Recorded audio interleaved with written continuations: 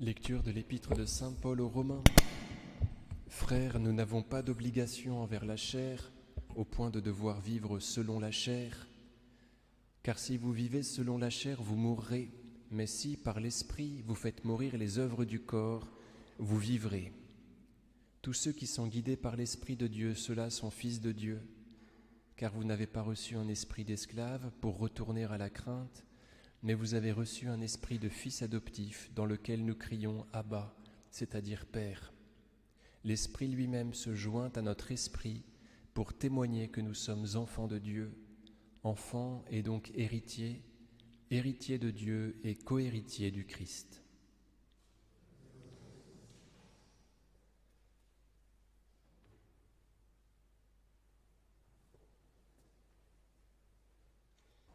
Au nom du Père et du Fils et du Saint-Esprit, ainsi soit-il. Je me porte vers l'épître de Saint Paul aux Romains. L'Esprit vient parler à notre esprit. Il y a une conjonction entre l'Esprit Saint et notre esprit. Il vient nous faire réfléchir, l'Esprit Saint. On a pu tous constater cela, que quand on est pacifié, quand on rentre en prière, l'Esprit Saint nous fait avoir les pensées de Dieu. L'Esprit parle à notre esprit, il nous fait tout d'abord nous adresser à notre Père du ciel en l'appelant Papa.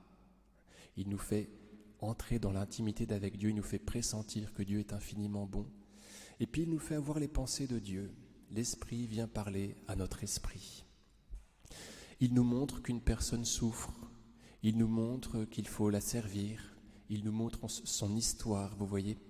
Donc il faut se mettre à l'écoute de l'Esprit Saint, qui nous dit les bonnes choses. Alors, que vous dire d'autre ? L'Esprit Saint nous fait bien réfléchir, si vous voulez, d'une réflexion qui nous pacifie. Et souvent, il nous invite à la charité. Que nous dit d'autre encore Paul sur l'Esprit Saint ? Que par l'Esprit Saint, on fait mourir les œuvres de la chair. Il n'y a pas moyen de lutter contre la chair avec ses appétits, ses exigences, que par l'Esprit Saint. C'est l'Esprit Saint qui nous rend vainqueurs en cette matière. Comment ? Alors il nous fait être petits, il nous fait nous adresser à Dieu en l'appelant Papa, il nous constitue fils de Dieu, et c'est dans cette humilité qui attire Dieu qu'on est vainqueur de tout. Vous voyez, c'est comme Saint Michel qui nous pose cette question, qui est comme Dieu, qui nous humilie. Cette question qui est son prénom, vous savez, Michael, qui est comme Dieu. Il nous le dit à chacun, il nous humilie, et c'est de cette façon qu'il nous sauve, vous voyez, qu'il nous fait être forts. C'est en nous recadrant. Redeviens petit, comme ça tu vas bénéficier de toutes les grâces de Dieu. C'est comme cela que fait l'Esprit Saint pour nous faire gagner contre la chair. Il nous fait être petit, il nous fait appeler Dieu notre Père, et c'est de cette façon qu'on gagne. Donc il faut vivre avec l'Esprit Saint. Et l'Esprit Saint est là, on l'a par notre baptême, on l'a quand on est en état de grâce, et il arrive à profusion dès lors qu'on l'appelle. Donc il faut l'appeler, et puis ensuite il faut ne pas se troubler, essayer de faire en sorte qu'il se sente bien chez nous.